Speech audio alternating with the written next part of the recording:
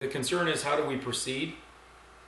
And there's been a lot of research on it. We've held back a bit because we've been doing our due diligence. And we say, what could we possibly do? We know the scriptures we're all talking about, be ye separate. Well, that would be not part of something that's in an aggregate. Do not be unequally yoked with unbelievers. So how can we remove ourselves from this?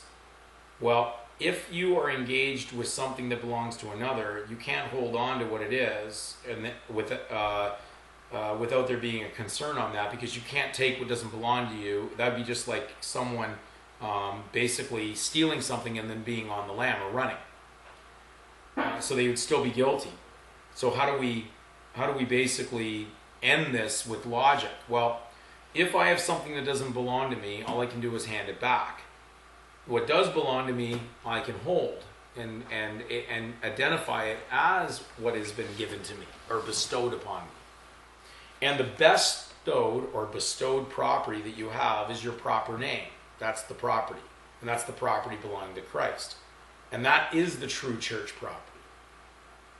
Not Her Majesty's property. Her Majesty's head of church and state, but she's head of the Anglican Church and head of state as far as that is concerned. She's not the head of Christ. Therefore, your proper name belongs to Christ. And that's His property. And you owe Him allegiance. And you can't mingle your allegiance on both sides. So in order to be subject to the higher powers, you'd have to respect the fact that if they've said that's bankrupt, what is theirs, and is not your property without paying a fee, then you better hand it back. Return it. And you may require to do notice.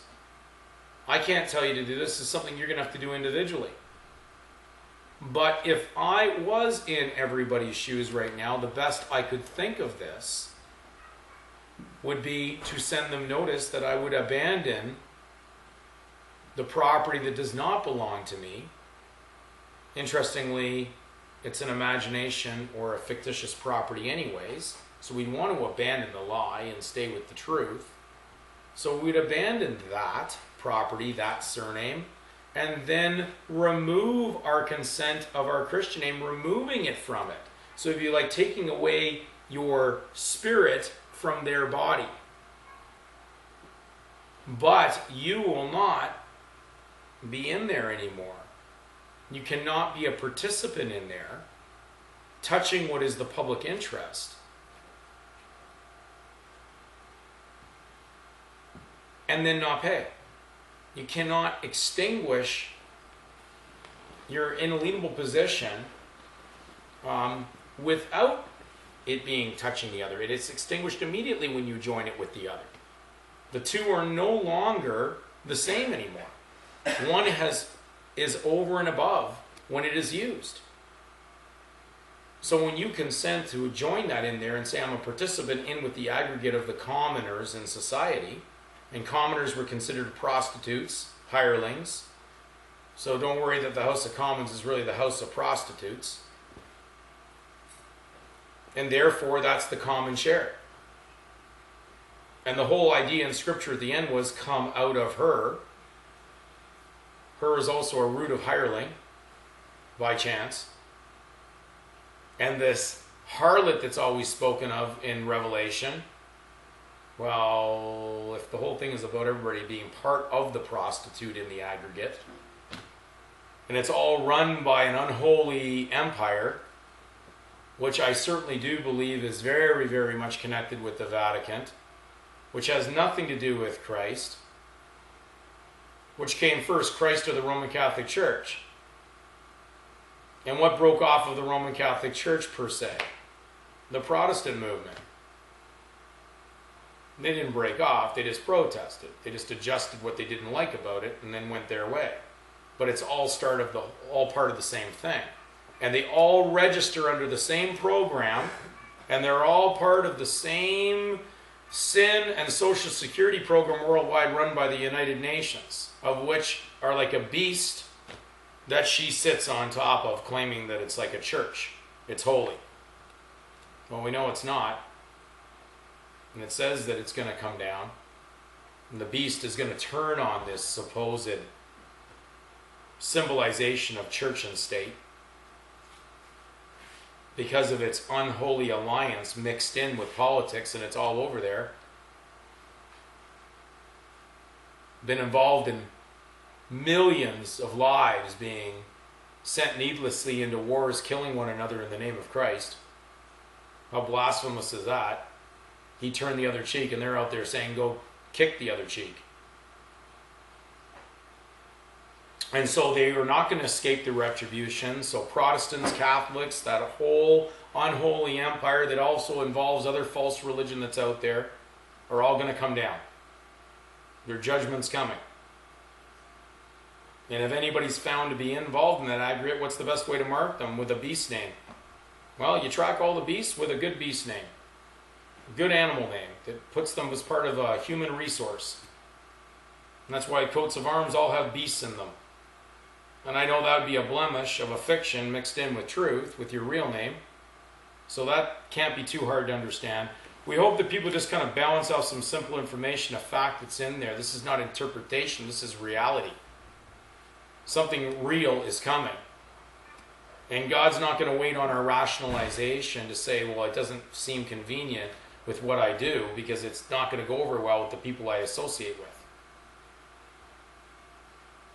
He's already in his rest day, and he's seen enough unrest on the planet. He's about to take out the unrestful people that are at occupation against him, trying to prove that they can earn their own living and salvation. As they keep on increasing debt worldwide, even within their own aggregate that's destined to drop. So the solution is in here. Man's not going to fix it. We know that the prophecies have never failed, and certainly this last one's about to happen. And there is prophesied a great multitude that was going to leave. I myself haven't seen it yet, so I know it must be on the edge of happening, because we're on the edge of a huge collapse worldwide, economically, environmentally, in every way. And certainly it would show up to be something very evident if there was a great multitude that was going to leave from this and separate.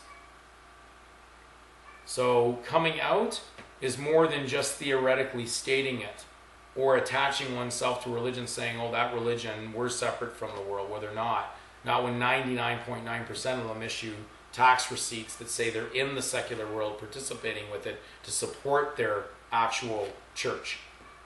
So we know something must be much more clear and evident that's coming, and it's in here, and I believe that Christians are going to have to pull the cards on this. They're going to have to pull out their support consent card, and they're not going to be too liked, and they could be blamed for actually killing the economy. This could be a devastating worldwide event. Once people start leaving, it's almost like getting off the Titanic ship before it sinks. And it's going to be seen. And the only thing you have the right to remove is what we've just talked about, which is your individual consent, which was only placed there by who died for you. So it is bestowed, best owed to Christ. You were just a stowaway on their ship. They just didn't see you coming. Because evil never thought it was going to actually lose. But the one who runs it knows he loses, because he knows the end prophecy. I think Christians better wake up and do a little bit more reading. And they're going to reach out to other people who never even knew about what this book talked about, because they were so put off by the experiences of what they believed Christians were, by their behavior working contrary to this book. We hope that you understand a little further of what we're going to do, which is send notice to return back what isn't ours, or do a complete abandonment of it, because it was abandoned on that original document anyways. But because the parents were in, they put a band on the child.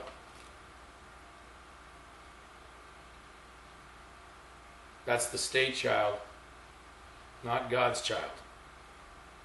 And you have the right to remove the other. Once you do that, the cards fall. You are the foundation that sits below whatever that overhead is running on right now. And you have the right by consent morally to not participate in something that's wrong, evil, or immoral.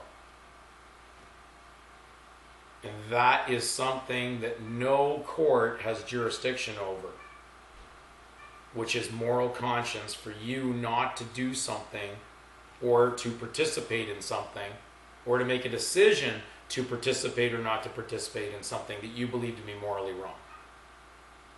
And that's the card that all Christians with a moral conscience have the right to do right now. Will they have enough courage and faith to do it? We're going to soon see. I hope this video has helped.